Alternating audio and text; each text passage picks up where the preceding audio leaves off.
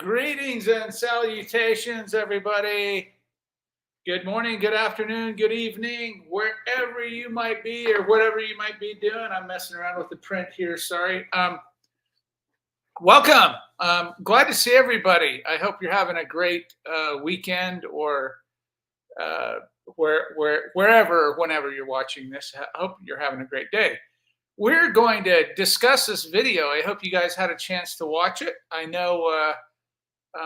Bernadette did because she wrote me, and we had a little conversation, not necessarily about that, but about everything else going on around that. Hello, Thilo. Welcome, brother. I appreciate you showing up all the way from Tokyo.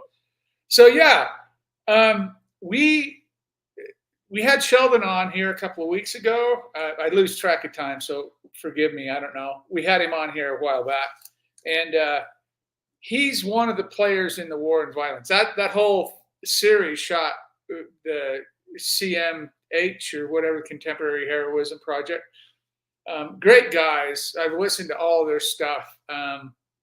Sheldon's been on there many times, and I really like these conversations with Solomon. That series. There's 6 episodes in there. We've watched 2 of them, or hopefully. And I wanted to touch on this war and violence because these ideas are so prominent in our culture right now, right? In everybody's culture. I don't care where you're at in the world. These wars, this ongoing strife, and this kind of, I don't know what you call it, this unraveling, so to speak, of temperaments and ideas and political chasms, big, wide separations of belief. It didn't used to be like that. At least here in America, it didn't so much. We're split up hardcore now, and so now as we look at throughout the world, when we look at death anxiety or Becker and terror management theory, one of the biggest things for me is the Middle East. The Middle East, the Ukraine, and Russia, obviously. Boguslav's right there. He's not far from that, which is a bit frightening, to be honest with you. I'm going to share a little bit of information this morning that probably a lot of you have never thought about, probably didn't care about. But my connection to war and violence is I'm very connected with these ideas because of my life experiences, and not only my military time, but my life in general and some of the things that I've experienced. And I was telling Bernadette, I've been writing in this book, and if you guys don't know by now, this In the Shadow of Sun Mountain, that whole project that I've been on for years, 3 or 4 years now, I've been writing. I wrote the last 2 winters up on the mountain there. I wrote. This winter I won't. I'll make photographs probably and do some painting. But that the whole idea of that book is to address terror management theory, address Becker's ideas through the lens, through the eyes of an artist, through the mind and the eyes of an artist, which is me, or a creative type, whatever you like to call us, the people who like to make stuff and get ideas into material form in whatever medium. It doesn't really matter. But my connection to this is quite deep. So I'm going to jump in here, and we'll just start out by saying, wow, look at how far behind I am on this. Let me pull this stuff up. I didn't even get my little show up here yet. Here it is. And we shall talk about this war and violence, which it's a heavy topic. Without question, it's a big one. I hope you guys have some thoughts about this because I do. So, conversations with Solomon, and so just right off the bat, that's yours truly. When I was in the military, I had 2 jobs in the Army. I served 6 years. The first 3 years, I was a combat arms person. I was in the infantry and a mechanized mortar crew. I was a gunner on a mortar crew. Well, I filled all positions. And then I drove in the desert. I drove a Jeep for a commanding officer. So anyway, let's go on. So here I am. This is what I want to share. I served 3 years in the infantry. I'm fully 100% disabled American veteran. I am permanent and total, meaning the injuries that I received will not get better throughout my lifetime. I did, probably. So I served with the 24th Infantry Division, and it's a rapid deployment force. So we were called out everywhere. Most of the time, you never in America and most anywhere else, you'll never see these kinds of operations go down. But in the sense of war and violence in this video, America is constantly engaged in this stuff. Believe me, coming from the horse's mouth, we're constantly engaged. It's just not about World War II or I or Vietnam or Korea. These events are going on constantly. And so anyway, I got to have a lot of experience in there. I was on a 4.2-inch mortar crew. I was a gunner. I have what's called Meniere's disease in my left ear from small arms fire and combat fire. And I've damaged my vestibular nerve inside my head here. And so I've had severe problems with that. And as you can see, this is all kinds of stuff going down with those high explosive rounds. This is a very powerful weapon. They called us the wizards of the infantry because we could actually do math. If you're a gunner on one of these things and you're firing these high explosive rounds downrange, hitting a target, you want to make sure you hit the right targets. Did all kinds of night operations, Willie P, white phosphorus rounds, high explosive rounds, all kinds of really damaging, terrible stuff to go through. But I wanted to share that with you. So when I share these ideas, or when I talk to you about these questions about this video, I want you to know that I've dealt not only in the military, my military time, and I've dealt with those kinds of things, and I understand the operations of the American military. We're aggressive, we're powerful. There's no doubt in my mind that the American military could pretty much wipe out anything, anywhere, anytime. I supported the 1st 75th Ranger Battalion out at Hunter Army Airfield. October 24th, 1983, they got us up at about 3 o'clock in the morning, put us out in formation, got all of our battle rattle, all of our gear, took us down to the Hunter Army Airfield, put us on the tarmac, and loaded us into C-130s. Those are big aircraft, military aircraft. Platoon sergeant came around and handed out big yellow pads of paper and pens. And they said, write a letter home right now. Tell your loved ones, tell your people that you love them, tell them, whatever you want to do, write a letter home right now. And beside me, on either side of me, and then down the rows, I was 19 years old. Please keep this in mind. No frontal cortex here, right? So I saw 2 responses to war and violence. I saw a response, grown men, some of them like me, a late teenager, but most of them in their early 20s, some of them were even 18. But I saw grown men break down at that moment, realizing and understanding all the training they had done and everything they'd done is coming to bear right now. You're going to step up and do this thing. So there's 2 responses to this. The first one I saw was sheer terror, just absolutely frightened to death, crying like a child, like a scared, frightened child, right? They're holding that, tears running off their face, dripping onto the paper, and there they sat in the C-130 and nylon nets, waiting to, what am I supposed to say? Then there's a second response, the response that I had, which was, yeah, let's go, right? Those responses are the 2 responses that I saw continually. Becker talks about natural narcissism in his book. And in the military, you're going to see natural narcissism happen quite a bit. Our brains are designed to say, hey, death is for those other people, not me. And when you're 19, that is, I'm invincible, man. Well, I found out that I was not invincible. I found out that I didn't like doing the things that I thought I liked to do. But at the same time, there's this tremendous amount of pressure to perform in a nationalistic sense. So I often wondered if people knew how the militaries around the world get people to sign up, volunteer, right? I understand drafts, right? You're drafted, you're forced in.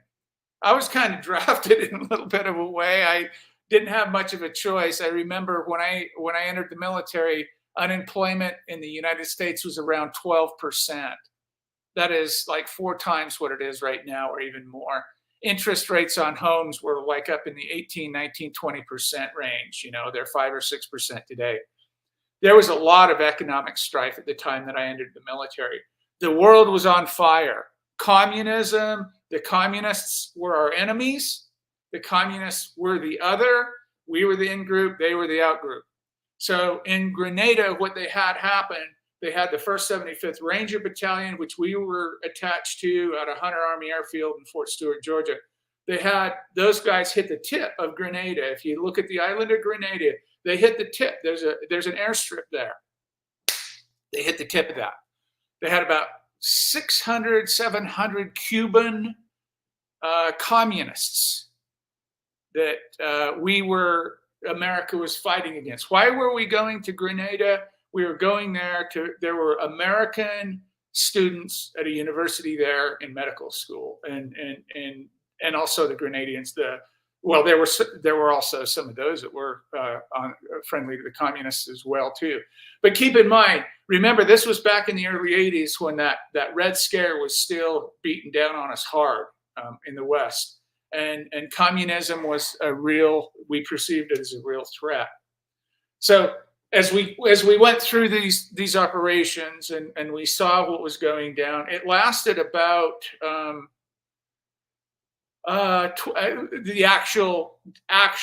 hardcore stuff lasted about 26 hours, just a little over a day. Went on for a few days. 20, 30 Americans were killed. A lot of Cubans that were there fighting against this. It was a coup. Basically, it was a coup.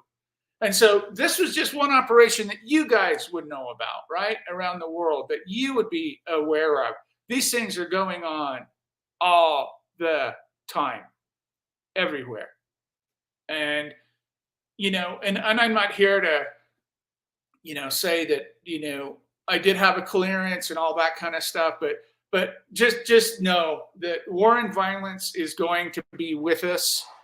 I guarantee you throughout our lifetimes, and probably if humanity goes on for the foreseeable future. So I wanted to share that with you. So some of the things that I'm going to share as we talk about this, I wanted context for that. That's all I wanted to do, to let you know my position on this and where I'm at.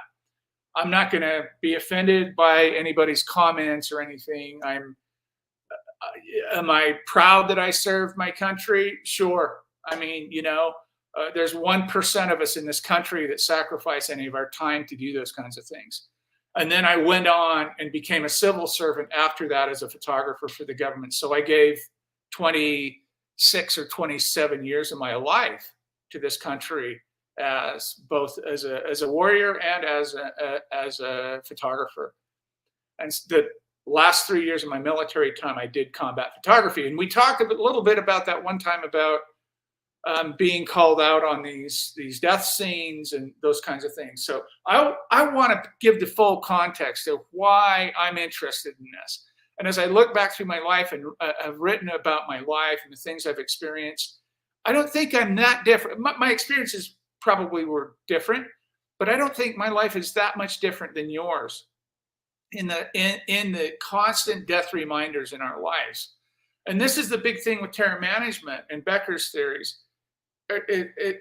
When we're not thinking about death, life is grand, right? And I'm not talking about, I'm talking about outside of consciousness. You can be reminded of death and not even be consciously aware of it. But when we're ensconced, or when we're folded up in our little worldview or our meaning system, we're happy as pigs in mud, right? That's the whole idea of these psychological, theories of how we manage them, terror management. So as most people are reminded about death every single day. Do most people react in a negative way? Probably not. But what you'll find very miserable people in the world. Personally, I would have a lot to be pissed off about in my life. I could be very bitter about a lot of things that have happened to me, right? I could be, pissed off at everybody in the world. I try not to be. Maybe sometimes I am, but I try not to be. But as you find people in the world that lack gratitude, that have no appreciation, that things are just terrible, that blah blah blah blah blah blah blah, all those things, just pessimistic constantly. I've found that most of the time, those people are suffering from their meaning system being violated, because they've been reminded. We went through what, 2 years of COVID. I mean, some people say we're still going through it, right? Death reminders every single day, putting your mask on, doing your stuff, washing your hands. I mean, all those constantly on our minds. Is there any wonder that crime went up, that murder rates went up, that all that? No. Violence? No. No wonder, because that is on our minds, and that's how these theories work. So let's get you guys in here. What do you guys think about, what are the aspects of the video you found most engaging or thought-provoking? Anybody have anything they want to share? You can go anywhere. We don't have to follow these questions. They're just some jumping off points. Anybody?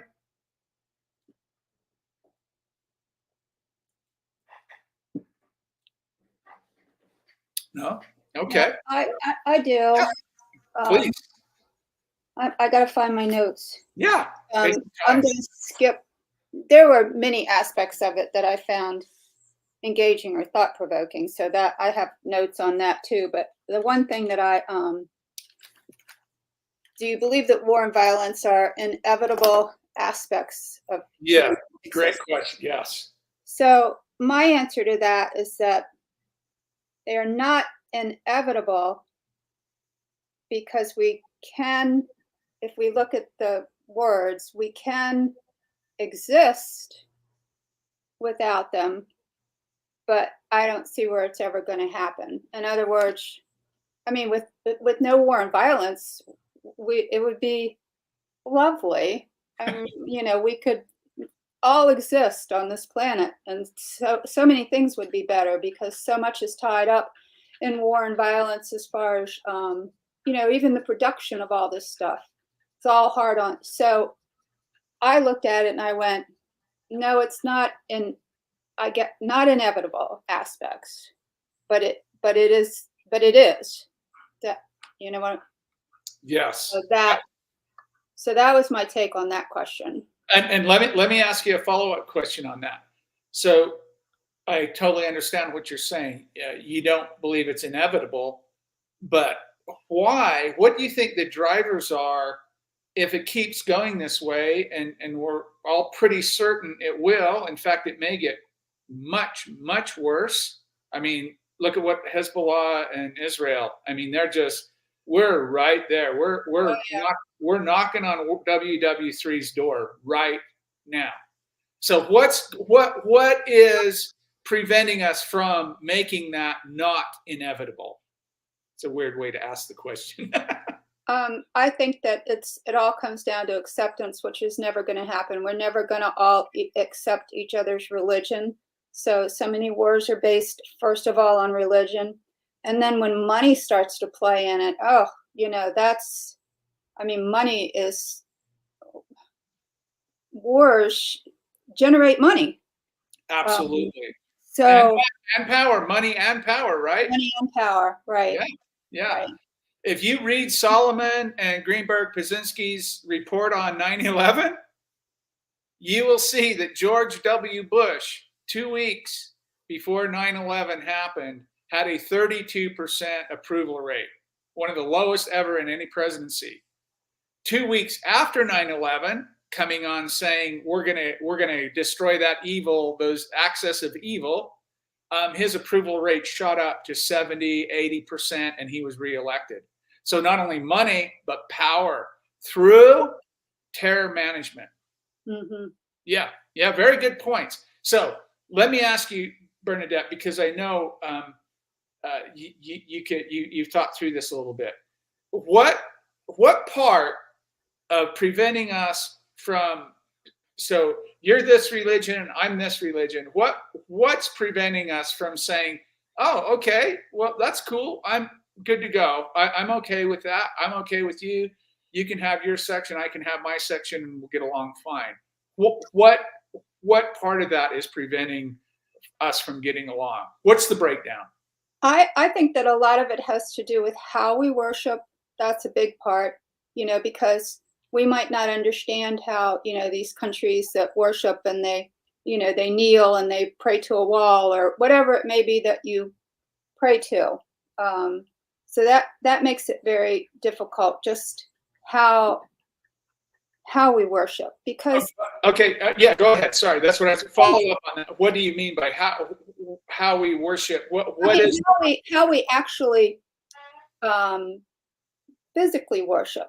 Okay. Whether it's going to a church, whether it's going to a synagogue, whether it's going to a mountaintop, whatever it may be. Yeah. We're never going to agree to that. But, I've read enough and studied enough stuff to know they say that every religion really has some of the basic same philosophies. Every religion, and it's so hard to try to figure out, well, why can't we all just be on board and say, okay, you worship how you want to worship. I'm going to worship, if I want to say the rosary, I want to say the rosary. If you want to study the Quran, you can study that.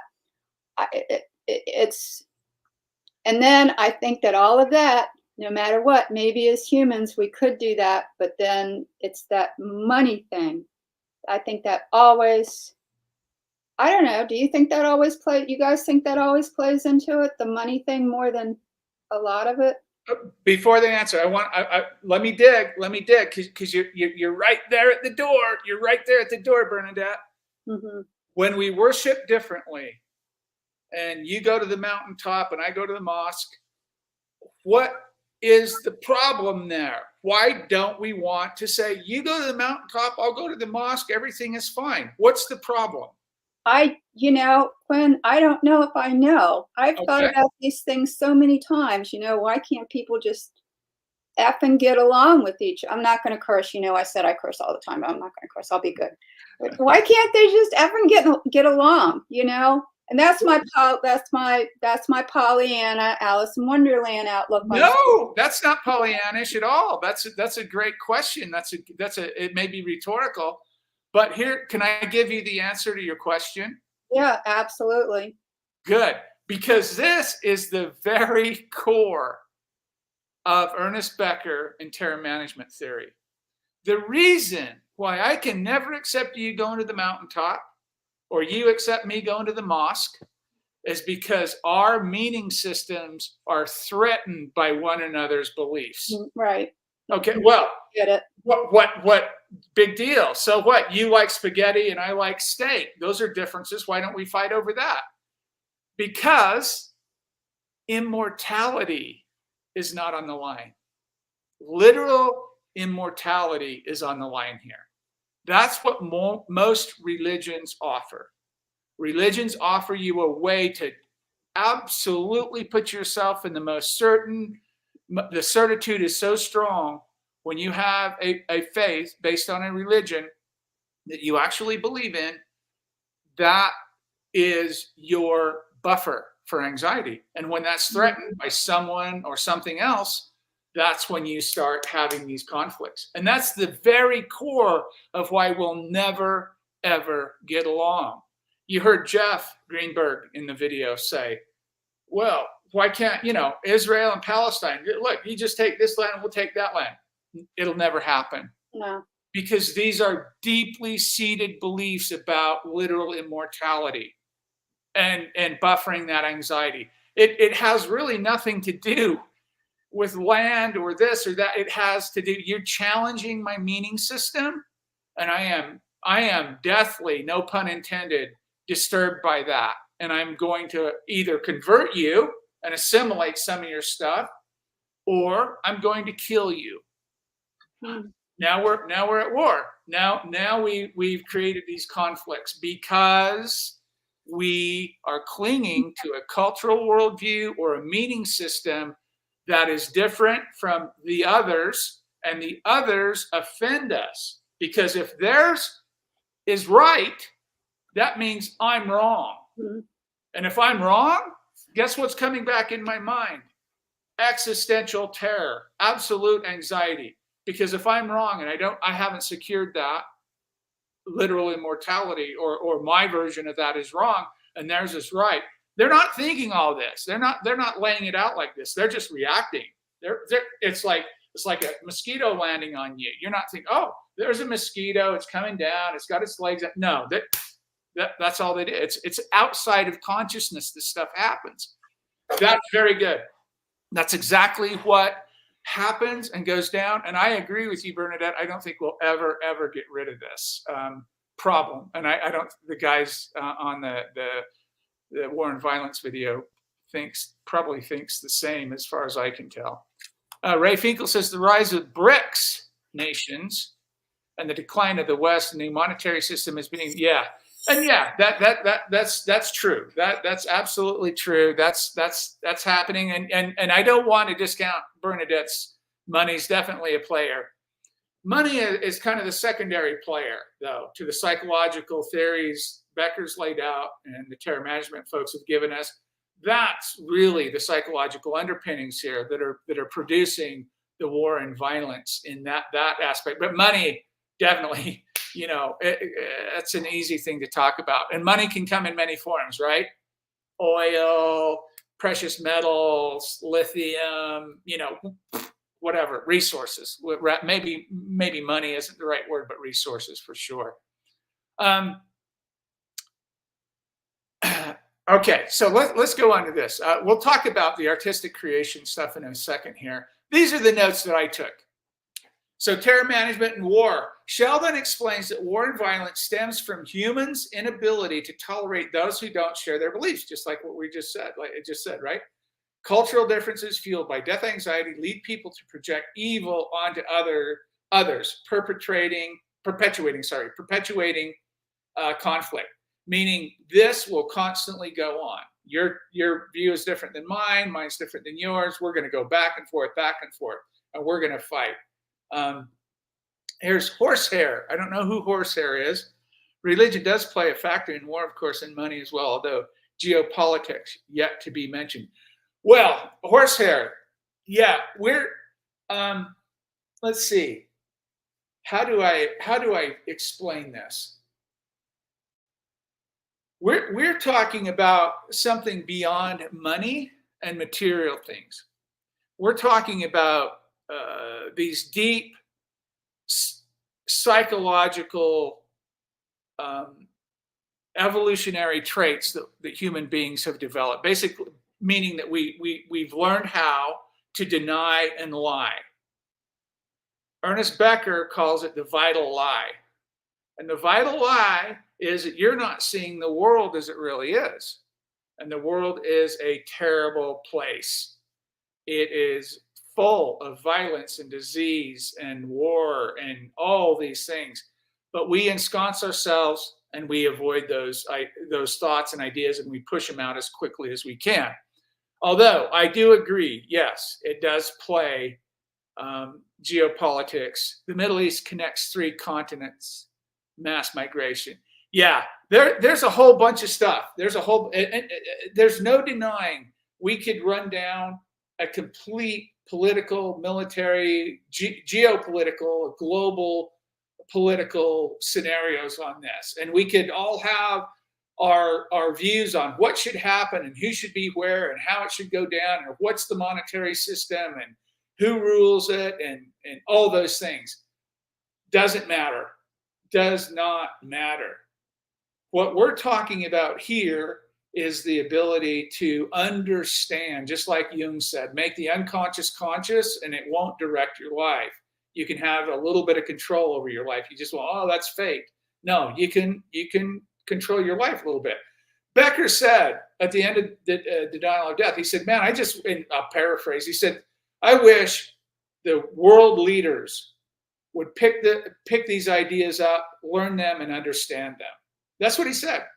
He said that's the key to understanding human behaviors, understanding what's happening outside of our consciousness, and how this death anxiety, this mortality, this psychological death of impermanence and insignificance, these existential struggles that we all face. Some of us don't. Some of us stay wrapped up, ensconced in our meaning system, and we never deal with it. Then we're going to have a big price to pay when we have to. But at the end of the day, these are the things we're dealing with. Not so much ideas about money and geography and land and resources and stuff like that. I mean, they play in. But Wendy, I compare our behavior to when a group of animals feel overcrowded. That's when they attack each other. Pressure, real or perceived, on resources. Yeah. Boy, that's good, Wendy. I'd love to unpack that, but I don't think we have time, because what we'd have to do is say, why are people overcrowded? Is it climate migration? Is it war migration? What are those things caused from? And we have to go down the line and deconstruct and deconstruct and deconstruct and deconstruct. And this is what we always talk about. We always talk about the things up here on the surface, maybe just a little bit under the surface, but those things are just a result of what's happening down here, way down in the psychological trenches where all this stuff is happening in human beings. That's what we want to talk about. Those are the real drivers. That's climate change driven by death denial, war driven by death denial, violence driven by death denial, all of it. So let's go upstream, find out why the babies are being thrown in the river. We can still keep getting the babies out of the river, no problem. But let's take a couple of people, go upstream. That's this group, the couple of people, that's our group. Let's go upstream and find out why those babies are being thrown in the river. And maybe we might be able to slow them down. Probably won't be able to stop it, but maybe we can slow them down a little bit. Thank you for that comment, though, Wendy. I got you. I hear you. War as heroism. Man, this is a big one. War is often framed as a heroic struggle against evil, with individuals and groups seeking to feel virtuous and significant by conquering perceived enemies. This drive for heroism leads to escalating violence. This is fascinating. This touches close to home for me, right? I mean, I get a lot of love, a lot of time, and I get a lot of,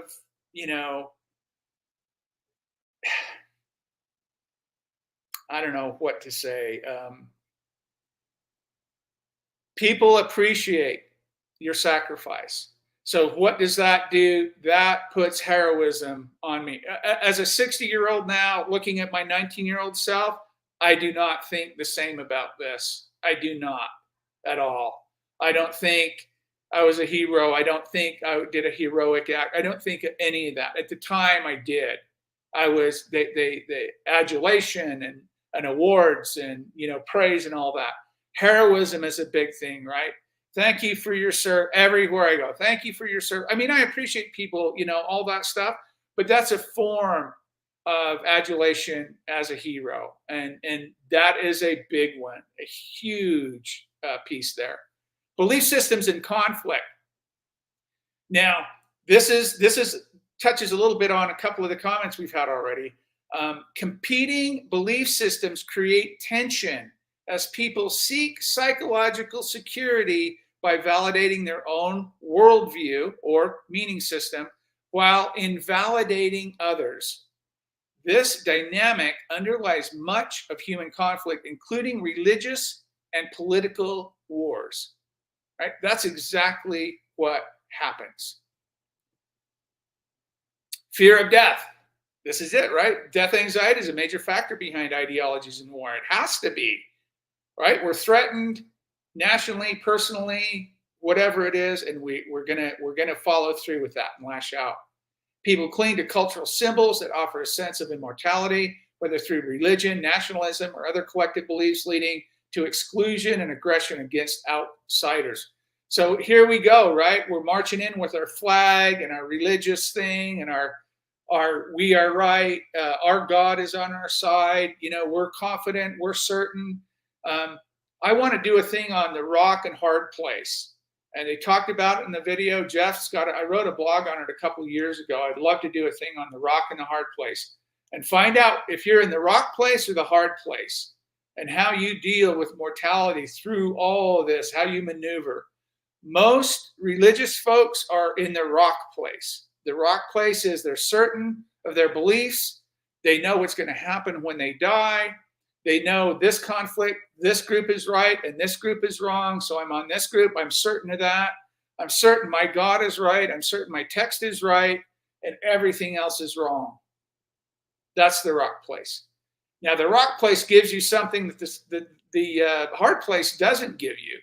The rock place gives you a massive buffer from death anxiety. You're so wrapped up. You are golden. Life is good. The hard place is more filled with doubt, uncertainty, not really sure, don't want to take drastic measures, and more open to other ideas. And oh, well, you think differently? Let me hear what you believe, kind of thing. That's the hard place. The hard place creates problems because most people that are in that hard place are riddled with anxiety because of the lack of certitude. My personal belief is that most people should find themselves more in the hard place than the rock place. The certitude for me doesn't really fly. I mean, it doesn't. Certitude to the point of have violence. Certitude to the point that I am so convinced that I am right, I am going to kill you. I'm going to try to convert you first, and if you don't convert, I'm going to kill you. That rock place can be very, very hard for a lot of people in the world to deal with, the rock place people around them. You should look into that if you haven't. I'll do something on it one day. And then possible solutions. Sheldon suggests that greater awareness of these psychological underpinnings might help mitigate conflict, just like Becker said, right? However, humans' deep need for meaning and heroism may make it difficult to fully escape the cycles of violence. That's true.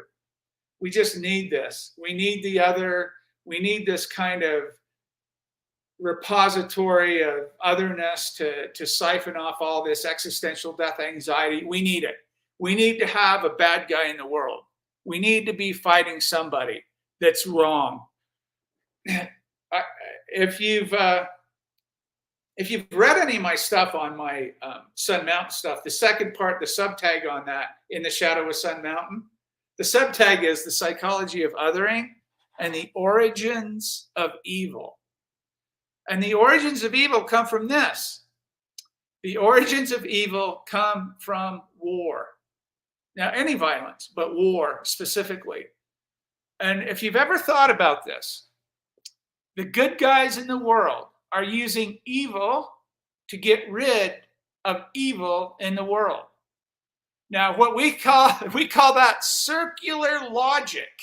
And if you know anything about logical fallacies, there's a problem there. There's a problem in thinking, but humans aren't rational. I'm not making any claim or premise to humans being rational, but that's what I'm referring to. Is the origins of evil are based in these theories, the inability to accept someone's belief or lifestyle that's different from your own, and that's a big, huge driver for these ideas. So have you? Bernadette sent me a nice article. I enjoyed that little comparison. She sent me an article about how war has impacted art, and it had some stuff in it that was pretty good. Oh, sorry. Here we got somebody. Horsehair says mass blissful ignorance plays a factor. Easy to detach from incidents elsewhere on the news. Saying can apply anywhere. Not everyone can point out certain countries on a map. Yes, and Horsehair, I would submit for your consideration this premise that blissful ignorance is called a meaning system or a cultural worldview that one wraps themselves in so they don't pay attention to Israel or Palestine or Ukraine and Russia or Darfur or Rwanda or Cambodia or Europe in the Second World War. So yeah, we do that, and I would submit that very idea comes from the basis of these theories. That's exactly what we do. That's a very good point, and that's very true. But the article she sent is basically the same thing here. I'm going to go into a little bit more detail, but the whole basis, I want to share these ideas, and I want to talk to you about these theories and get you thinking about them and get us thinking about them. But the point here is that the creative mind and mortality, artists and anxiety kind of idea is to say, how do we take this tragic, heartbreaking news we see every day, whether it's in the Middle East or Ukraine, Russia, whatever it is, how do we, or even, even our own conflicts, right? It doesn't have to be on the global stage necessarily at all. But how do we take this idea of war and violence and mold it into something creative or turn it around and exercise it out of us and get it out there and make it cathartic, make it therapeutic for us to work on something like this. I often, and if you were following me back some time ago, 1971, Ozzy Osbourne and Black Sabbath released a song called "War Pigs," and it was in direct reference to the Vietnam War. And I have that song on my playlist, and this was up on the mountain. This is when I lived in Colorado, and I was sitting here painting, and I listen to music and I paint and draw, whatever. And War Pigs came on. And man, I listened to those lyrics again and again. I put that thing on repeat over and over and over and over and over again. And I started painting and I started painting and I started painting.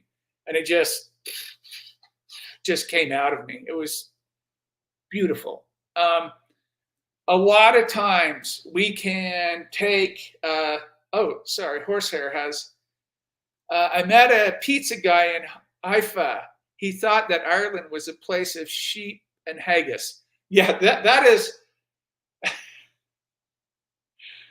I don't know if I should be chuckling, but that's not uncommon anywhere in the world, really. I mean, talk to Americans, ask them to find West Virginia on a map of the United States. You're going to have a hard time finding people that can even find states in the United States. But yes, to your point, that is very true. Part of that is we like to take the other and put them in this little container that we feel confident, haggis and sheep. That's the Irish, right? That's what rock place. I'm confident. Anybody that likes haggis and sheep, I understand who they are. I know about them, and that's in my mind, so I don't have to worry about it. But that is a form of, it's a form of derogation, right? It's a form of belittling. That's like saying, everybody in X country is like this, or everybody over here is like this. That is a form of death anxiety and terror management. And that's all I want people to do is start understanding that your life is completely immersed in terror management. It's just, you have to be aware that it's happening. You have to understand the theories first and then be aware when they're being applied. And so you can see them And it takes a little while, but thank you for that. That's a good point. Okay, Horsehair, are you in the U.S. or you live in Israel? Where are you? I don't know who you are, so I'm not sure um, um, what your background is. If you want to share, if you don't, that's fine too.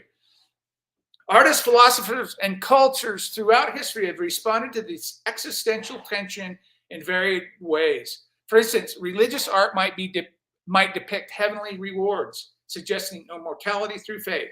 Political movements represented in propaganda or national symbols can offer the illusion of collective immortality through the survival of a nation or ideology. Those are easy to understand. And many forms of art explore themes of legacy, loss, violence, and the confrontation with death. So let's just look. I just brought up a couple that I thought I like. Anselm Kiefer. I don't know if you guys know who he is.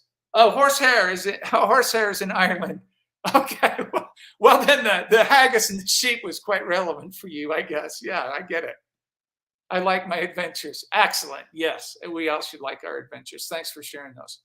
So, Anselm Kiefer, painter, Margareta, the Danish. I'm not sure how you say that. The name of the painting, Margaret. Oil, acrylic, emulsion, and straw on canvas. And this work, if you don't know who Kiefer is, please look him up, because this is work all in response in Germany after the war. A lot of his work, I should say. Beautiful stuff. I'm a big fan of mixed media, so I love, imagery that can, I just love the depth of some of the stuff.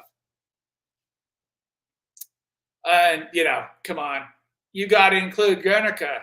Guernica, if we talked about art and war and didn't include Guernica, there'd be something wrong. This is Picasso's famous 1937 Guernica, black and white, very powerful, got him in a lot of trouble. That thing is like 27 feet long. That is a massive piece of work. Very, very popular. It hangs in a museum in Madrid, Spain. Probably the most, if I were to ask 10 people, give me the name of one piece of art that deals with war and violence. Out of 10 people, 8 of them would say Guernica. I'd probably say Guernica too. I don't know. I'm not sure. And then I found her. She's Canadian. And her name is Rita Leistner. She's a photographer. And she makes, at this time she was making iPhone photographs in war zones and then making these gigantic digital prints of the work. So now I included those 3 because, a little bit of variety there, but also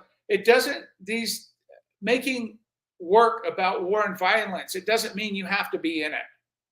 You are in it. You are a living, breathing, sentient being. So you are in it. So it's not like me. And one day I'll share these with you. I told you I made these great big gigantic silver gelatin prints about. I made those right after I think I made them in 1990. Right, I got out of the military in 1988. And I made these in undergraduate school. I made these great big black and white pieces, and I plastered a bunch of my awards and crap on them, and made them mixed media. And they're huge. They're like 8 feet long and 6 feet tall or whatever.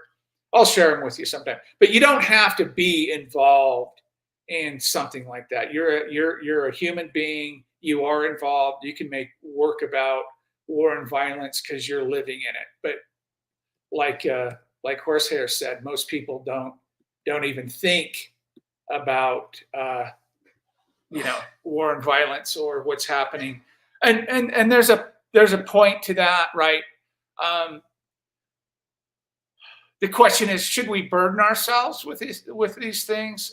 The stuff that I make art about, is always rooted in war and violence. Every piece of every photograph that I've ever made, every painting or drawing, every mixed media piece I've ever done is always rooted in war and violence. Simply for the fact that human beings are constantly warring and violent, constantly with each other. Maybe your neighbor yelling at your neighbor, "Get off my lawn!"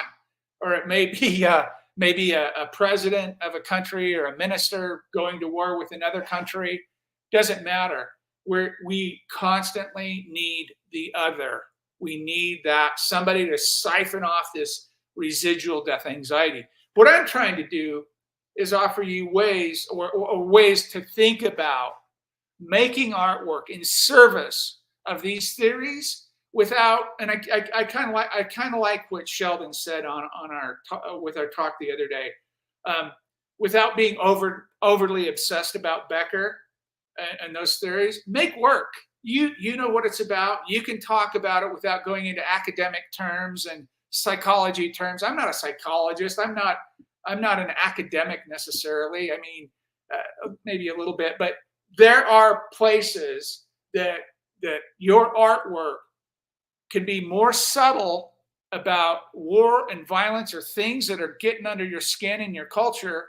And you don't have to say terror management. You don't have to do that. You can make work honestly and authentically about what you're interested in, and then come back around full circle, like we talked about those artist statements, and say, yeah, I'm dealing with existential struggles, right?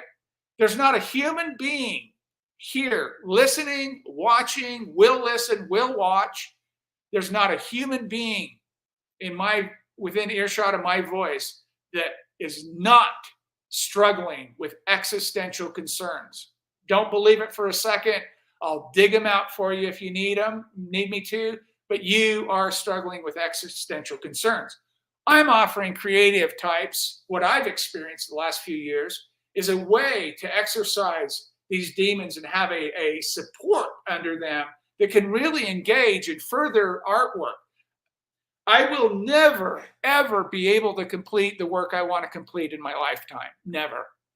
So I've decided I'm going to do this thing here for the next few years, publish this one more book, and I'm actually even going to include a lot of my archive stuff in it, and then I'm going to hang it up.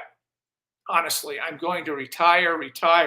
I was starting to go to Mexico, and well, Mexico's right over here, so I might. But anyway, that's what we're trying to do. Is we're trying to give you the basis for ideas for your work, right? And authentic, not made up. I'm lusciously gray, and no, none of that stuff. We don't want any of that. Be arty bollocks. Personally, my work is based on in order to cure the unhappiness in others. Interesting. My drawing used to cheer fellow inpatients when I was in hospital. I ended up profusely sketching people and places for years. Wonderful. We'd love to see some of them. We'd love to hear more about that, Horsair. If you want to come in and share, please send me a note. I'd love to do that. And as a side note as well too. First, I want to say we wish Chris Bogenauer. You remember Chris? He was in here a couple of times. He is in surgery. I think it's this week. He's been prepped for cancer surgery, and it's a major thing he's going through. So, give him some good juju there on his recovery and the surgery itself. And I told him, I said, if there's anything I can do, let me know. And he'll watch these. I'm sure he'll watch them afterwards. But we're rooting for you, Chris. Get well soon, and we hope you're feeling better. And thank you, Ryan Galbraith. I got an email from a photojournalist friend back in the newspaper days. I don't know if he was there after or before. He worked for the Salt Lake Tribune, and he may still. I'm not really even sure. Sorry, Ryan. But I appreciate that email. I have so much gratitude when people write and say, they want to engage and say, man, I really appreciate, somebody out there doing things like this, because we live in this commodified, commercialized world, right? Just like, I'm not trying to sell you anything, not even my book. Don't buy my book. If you don't want to buy my book, don't buy it. I'm not trying to sell you anything. I'm trying to engage you with this fine group of people in here with ideas about how to create authentic, powerful artwork. And if you want, base them in these ideas. Use these ideas as springboards, is what I'm saying. Jump off from terror management or death anxiety and start working your way into something that you will really forever and ever be an endless supply of material. I'll never be able to do what I want to do, but I'll try to get a start on it. So anybody have anything, commentary, blah, blah, blah, anything at all want to share or talk about? Yes. I kind of want to bring something up. This whole idea of us, I mean, as humans, right? We always want to do avoiding death. I mean, this is kind of a little bit of a touchy subject, but I'm just wondering, like, excuse me. I don't know why. Every time I try to speak, the whole starts coughing. That's all right. Anyway, I was just saying things to people that I've lost some friends that have taken their own life. And I'm just wondering, like, their belief system, I guess. Yeah. And how, where every time we're trying to avoid that. Yes. Yes. Somehow they think different. Somehow they hasten that, right? Mm-hmm. Here we are. That's a great question. The psychologists, in existential psychologists, at least in this group, will tell you, and I wanted to know about, because when I say I've written about these things, I mean in this thing that I'm doing, that I've been doing and been writing. I wrote about 2 deaths in my life. One very directly. One was a murder, but that's a different topic. But one was death by suicide of a friend of mine on Veterans Day, a close friend of mine. And the other one I wrote about was Ernest Hemingway. And sitting on, I got a photograph of myself sitting on his grave in Ketchum, Idaho. And my understanding of people who take their own lives, they die by suicide. My understanding is this, as far as terror management goes. On one side, you have people in the ideation, suicidal ideation, people thinking about committing suicide. And on the other side, you have manic, schizophrenic, hyper people over here. So let's say that's the continuum. And let's say we're, quote, normal, which is not true. It would be somewhere in here, sliding scale all the way. So down here, ideations of suicide. Up here, really, wow, off the charts.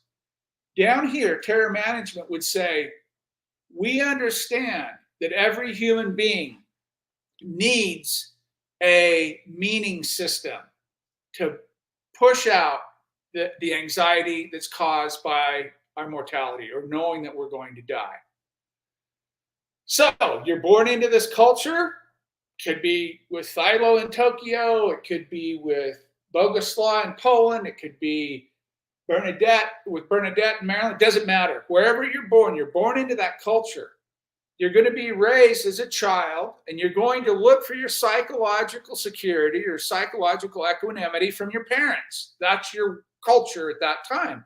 So you're raised up and you get good boy, bad girl, good person, bad person, whatever. You learn all these things, what rewards you, what's good, what's not good. Then you individuate. And through this individuation process, splitting off your parents, you struggle. You're still kind of on them, but you're looking to your culture for things. That's why we start smoking weed, and drinking beer, and running, chasing, and doing all this stuff, right? We want to punch back a little bit. We want to, see what the culture is doing and piss our parents off.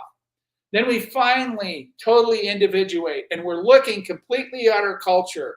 to give us what our parents gave us. Good boy, good girl, good person, bad person.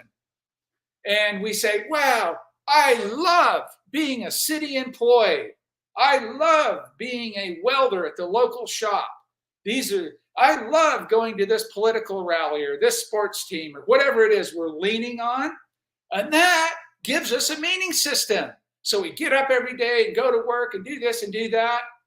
Well, these people over here, they're not finding anything in their culture that does that for them. Zero.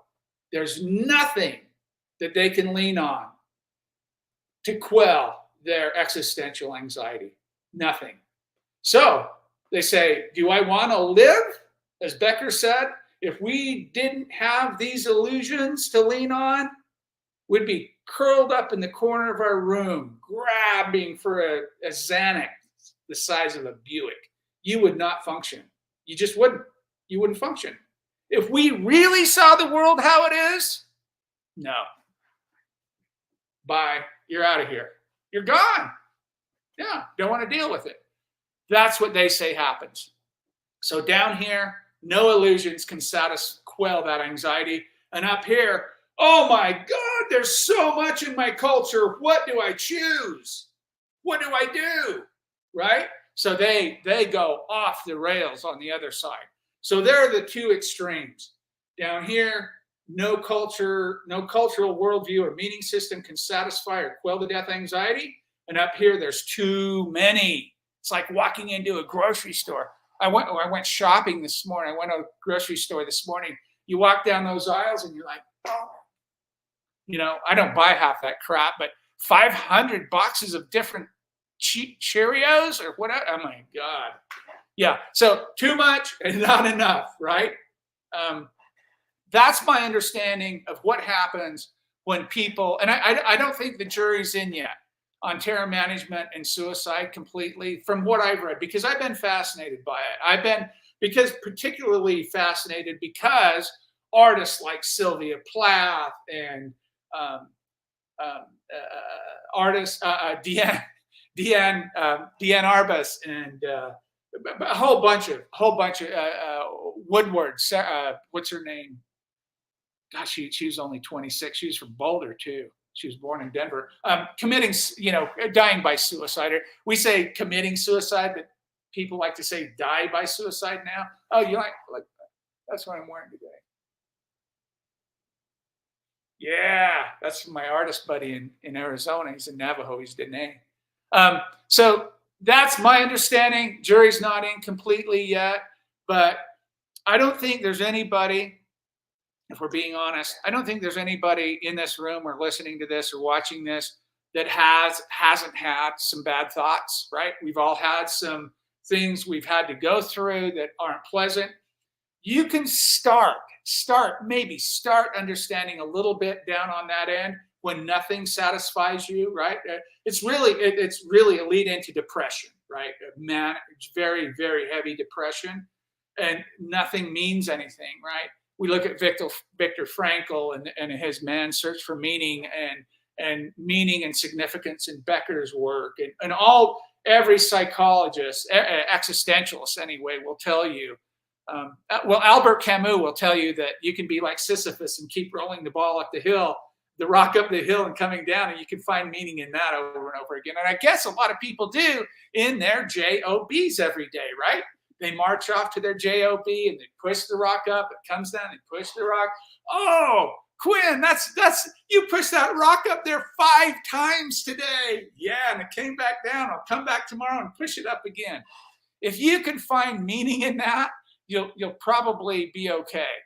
If you can't find meaning in that, which a lot of folks say, God, what is this 9 to 5 crap? I cannot do this stuff. They might have a different course. I've never been very good at the 9 to 5 stuff, but I've been rational enough, I guess, about it to say, hey, I got to do this stuff, and most people do. But that's my understanding. But we'll deal with that at some point, because I think so many artists and Sheldon talked about this. Yeah, that's a great point. Why do we or I should speak for myself. I think most of you do though. Why do we get such great satisfaction out of making work most of the time, not all the time, great satisfaction out of making the work, and they didn't, obviously. These Sylvia Plath and Deanne Arbus and you know, and I want to definitely say there can be, you know, Jeannie, my wife just asked me yesterday about Ernest Hemingway, right? He died by suicide, shotgun. And you know, she said, why would he do that? And I said, I did some research a couple of years ago, and you know what I found is that he, as an avid hunter, Ernest Hemingway, Old Man in the Sea, for whom the bell tolls, you know, blah blah blah blah blah. He was an avid hunter and fisherman, obviously, and he flew these little planes, these little Cessna type of little planes, and he had like 3 or 4 crashes and had traumatic brain injuries. You know, heavy drinker, traumatic brain injury, blah blah blah. You know, over and over again. Who knows? There could be other things. Is what I'm saying. Francesca Woodman, thank you, Bernadette. I appreciate that. Francesca Woodman, yeah, very, very. It's tragic to see such beautiful work from people that then, you know, take their own lives for whatever reason. I don't know, but that is a very complex topic, and one I think that needs still a whole bunch of studying. Yeah, the reason I just kind of brought that up, we were just discussing some photographers the other day at work, and Kevin Carter's name came up. Well, I brought it up actually because of that image he had taken in was it in Tell Ethiopia? people about that image, will you, Jeffrey? Oh, sure. I know. If you just Google his name, I think that's one of the first images that comes. The babies of this little malnourished child, and there's a vulture, Yeah, just sitting off and waiting in the background, essentially. Yeah. And he got a lot of flack, obviously, for that, because they thought that, you know, he was kind of, I don't know, like he thought he didn't really do anything about it. He just took a photo and took off, but he actually did shoo away the vulture because because he was a photojournalist, as a South African photojournalist, he was not allowed to touch anyone really because of all the ethics that was going on. Yeah. What are your feelings about that image? And if you guys haven't seen it, Google it real quick. It was really, really powerful, actually. When I remember, I was still in high school. I remember I saw in the newspaper, and I actually cut it out. I had it with me because I used to collect a lot of photojournalistic images. I really like the styles of a lot of photojournalists, the way they did their stuff. Yeah, me too. I remember having that image actually, and then I don't know how powerful it was. But at the same time, I mean, at the first I thought like, wow, why would he do this? And I did more research about it actually. Yeah. And tell the people what happened there, Keith. Unfortunately. Oh yeah, Kevin. He eventually, yeah, he took his own life. Oh, he died by suicide because of all the pressure that he got. Yeah, from all the flack, I guess. Yeah. Yeah. So here's a situation, and who knows what was going on in his head, right? I mean, nobody can know that or will ever know that. But the idea is that he made this image of a little African child kind of curled up and this vulture just sitting waiting, right? Just like death, right? Death sitting there waiting for us. And we know it's there. We don't want to acknowledge it. That image to me is such a powerful metaphor for death that way.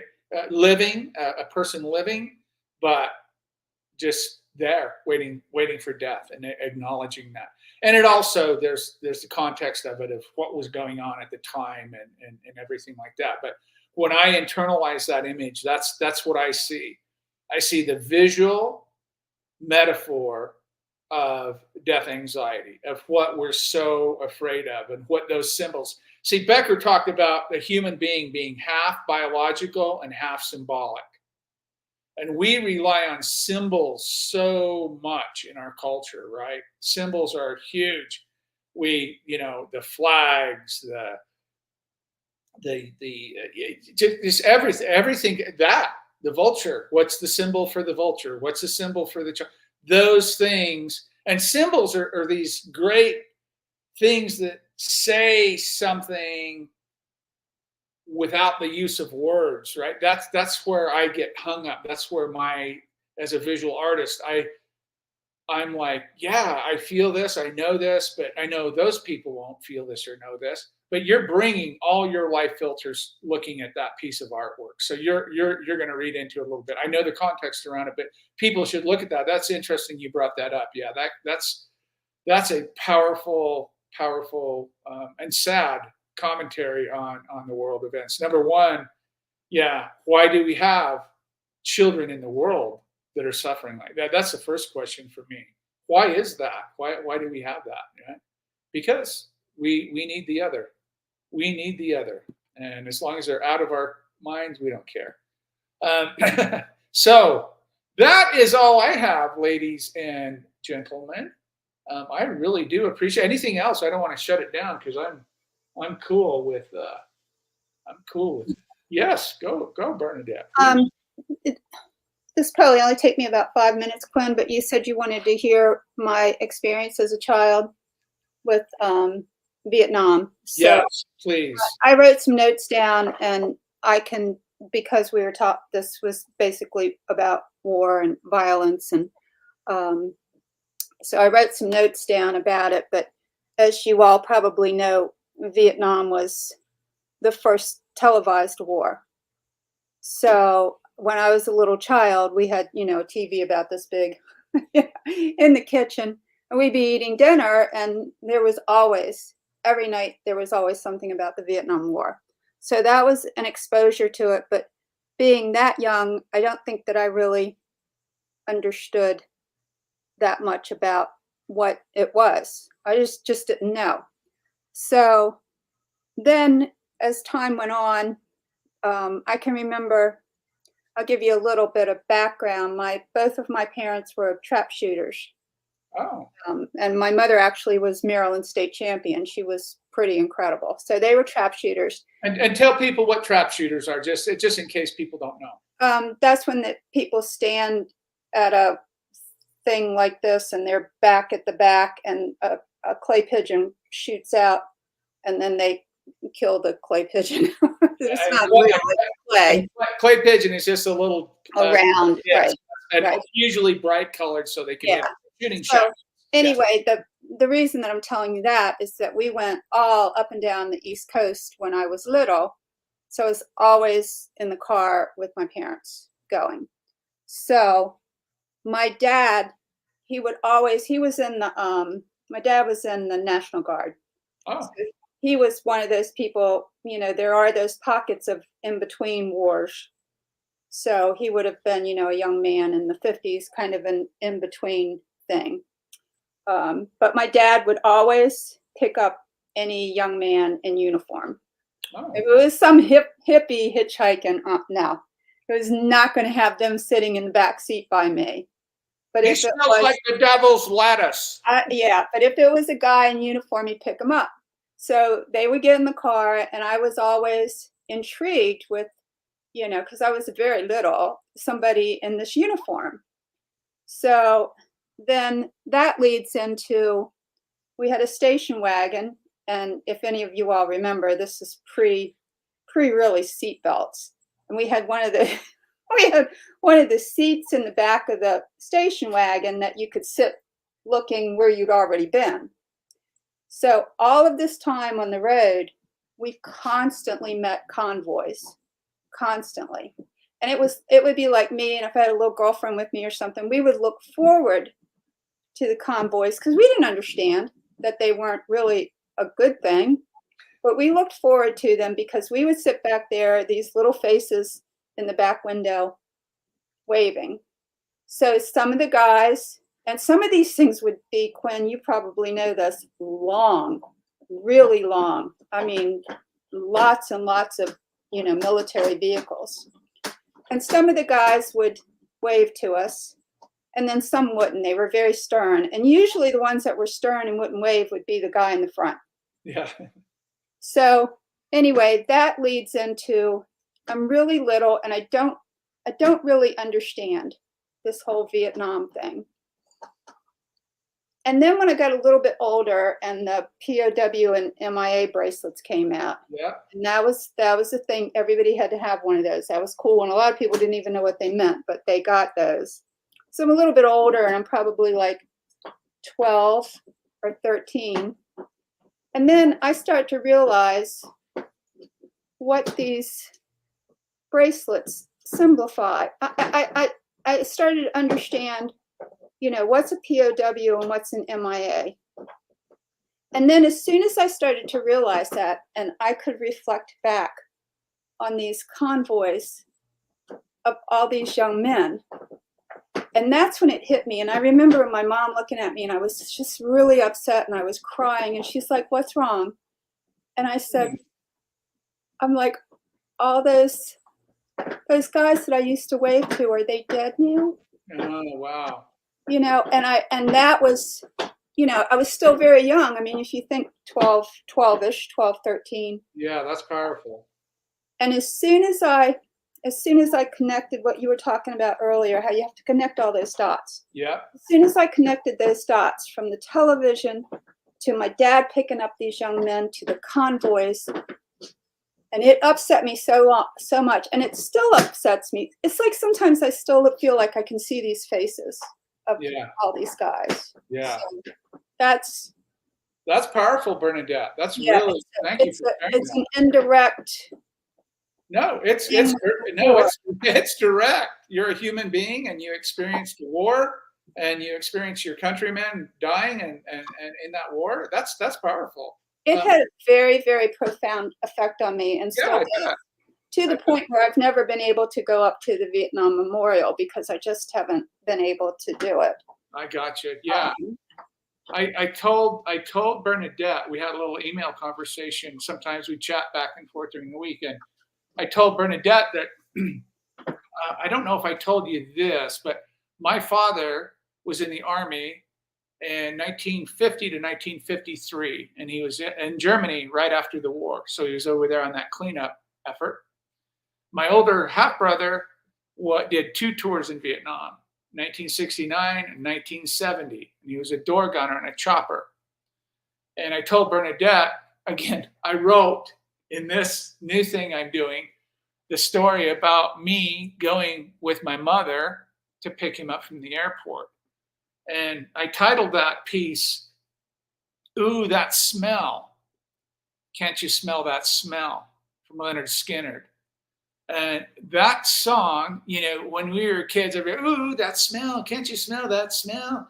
Oh, yeah, it's weed, right? Yeah, can't you smell? No, the smell of death is all around you. So I told this story, and it's funny. Bernadette mentions this because it's so true. I was, how old was I? 6? I was 6 years old. And my mother had a brand new 1969 Mercury Marquis, one of those great big boats, copper colored, great big 429 cubic inch engine in it. Massive thing, just like, 2 miles to the gallon for fuel. And later on, when I was 15, I wrecked that car. I totally demolished it, by the way. But anyway, that's neither here nor there. We were in that car. And like Bernadette said, it wasn't until 1967 that they even started putting seatbelts in vehicles. And we surely didn't wear seatbelts. So I was up on the bench seat like a 6-year-old kid like this. My mother's driving, my brother's here. And I'm like this, right? Just perched up on the seat listening to them. But when we got there to the airport, there were protesters. And they were baby. That's the first time I had ever seen a baby killer, heard the words baby killer. Baby killer, throwing eggs. My mother got in there, got him out, and we got in the car. And he was in his greens, right? And, he took his hat off. He was sitting there. And I'm up like this, and we're driving home. And it was warm because we had the windows down. And then when we got on the freeway, we rolled the windows up. And all of a sudden, I'm like this. And all of a sudden, I look over at Brent, and I said, man, I smell something. what is that? It's kind of sweet, kind of pungent. It's strange. And I write all these details out. And at the end of the day, my brother came back from Vietnam, addicted to heroin. Later in life, I found out that smell that I'd smell on his uniform was the human bodies, humans. If you've ever smelled a human body decomposing, you'll never ever get that smell out of your head. I didn't know what it was at the time, and so that's why I said, "Ooh, that smell! Can't you smell that smell?" So here he is. I'm looking at his ribbons over here and all these medals and shiny stuff. I mean, oh my God, I'm a kid. I'm like fascinated. I'm like, staring at that stuff. And here he is coming back, a hero. I think I know he got one silver star and at least one Purple Heart. I don't know all of his awards, but here he is coming back, a hero from this absolutely failed war. Addicted to heroin, reeking of death. And I got this last line. I'll save it and let you read it. I got this last line in that story. Here I am as a 6-year-old boy looking at him, and he's a hero in my mind. I mean, he's just like addicted to heroin and smells like death, but he's got, it's a profound kind of thing to go through. I mean, it's just, and connecting the dots with all this stuff, that's what really got me into this. That experience alone at 6 years old would give me a lifetime of fodder to work on these theories about, and all the complications around that. Coming back from a failed war, he's a hero, he's a drug addict on a failed system, killing human beings that he had no intention or business. It's a mess. It's a mess. Eduardo Rodriguez, welcome. I have always had the impression that an artistic act is not something that can be achieved through conscious search. Interesting. War and violence stem from our nature. We are tribalistic and aggressive species. That is for sure, Eduardo. And I think if you were to hang out in here or go back and watch some of these other ones, I think you'll see that we are making that point for sure. Our nature, as you call it, is our fear of our psychological death, of not existing anymore. And that drives a whole bunch of our human behavior, including war and violence. So I totally agree with you. Tribalistic, in groups, out groups, you're not like me, so I can't convert you, I'll kill you. It always goes back to that, always. Thank you for sharing that. Yes. And he said, I've always had the impression that an artistic act is not something that can be achieved through conscious search.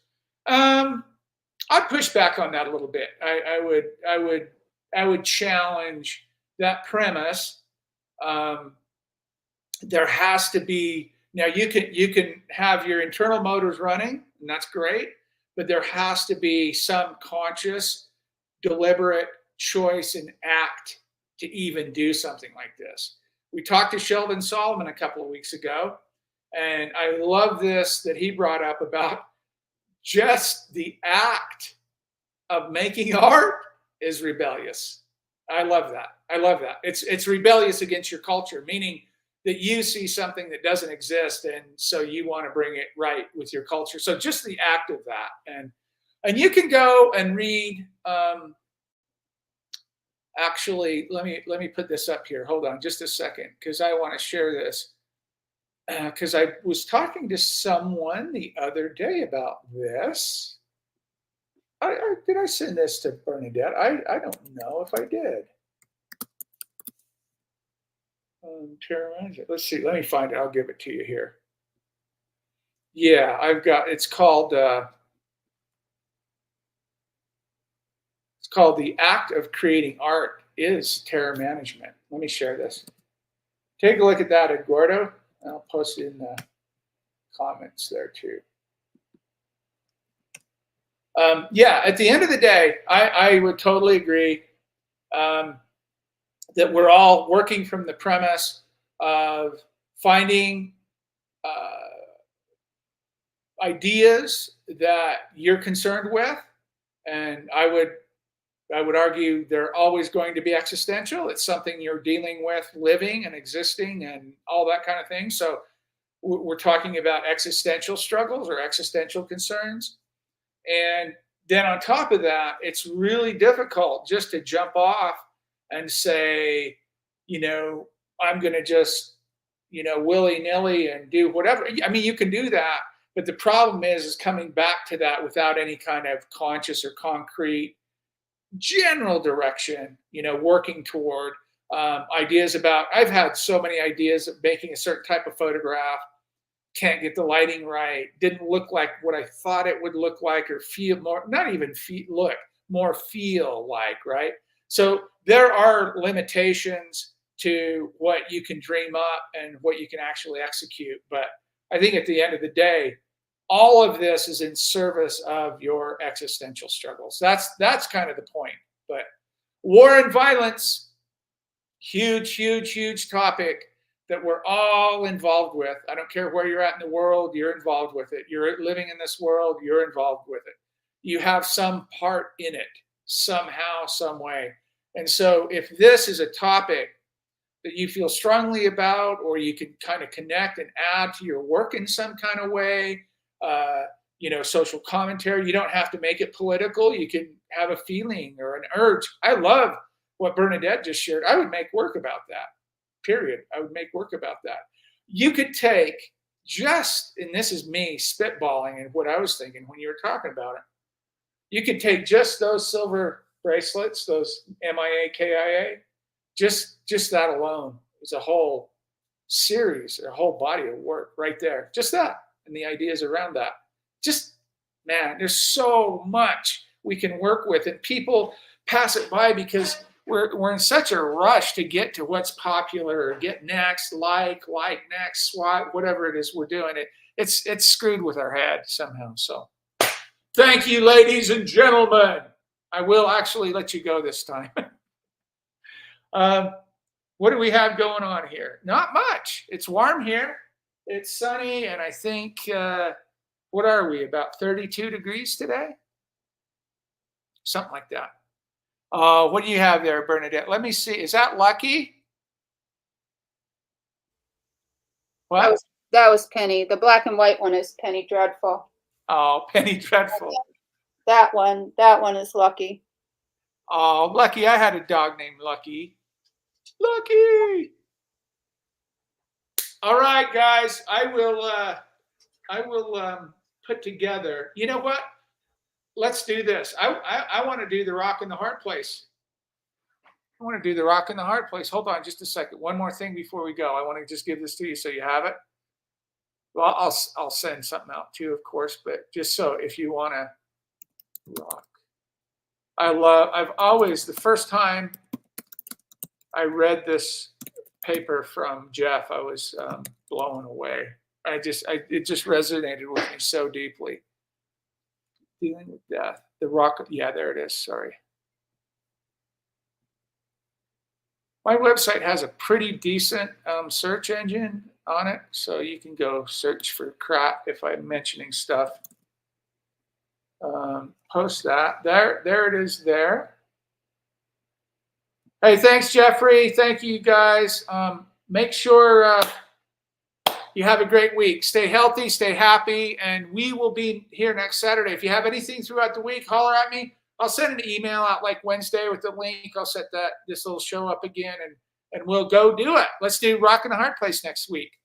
And if you make any work, bring it in. If you make some work during the week, bring it in. Would love to see it.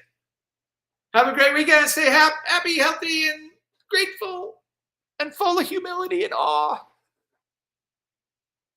Bye-bye. Ciao.